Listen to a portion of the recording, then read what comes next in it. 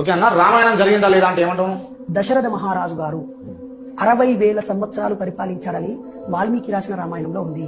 శ్రీరామచంద్రుడు 11,000 సంవత్సరాలు ఈ రాజ్యాన్ని రామరాజ్యాన్ని పాలించాడని ఉంది. మొత్తం కలిపితే ఎంత అండి క్రాంతి గారు? 60,000 11,000 ఎంత అంటే 71,000 సంవత్సరాలు తండ్రి కొడుకులు పాలించారు.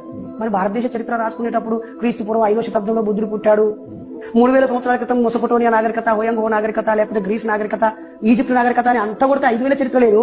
మరి 60,000 సంవత్సరాలు దశరథ మహారాజు గారు ఎలా పాలించారు? 11,000 సంవత్సరాలు శ్రీరామచంద్ర ప్రభు ఎలా పరిపాలించాడు? మన భారతదేశానికి చరిత్ర రాసుకునేప్పుడు అకార్డింగ్ టు రామాయణం 71,000 సంవత్సరాల క్రితం ఈ దేశంలో రాజులు, రాజరికాలు, గుర్రాలు, ఆ బంగారు ఆభరణాలు, బాణాలు, విల్లములు, పుష్పక విమానాలు ఇవన్నీ ఉన్నాయని ఎందుకు చరిత్రలో రాయలేకపోయారు? ఇది నేను ఒక ప్రశ్న మాత్రమే.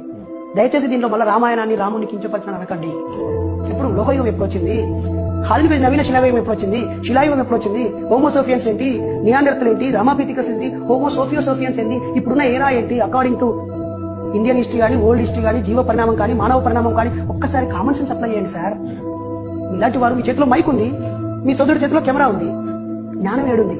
ప్రశ్నకు స్థానం ఏడుంది?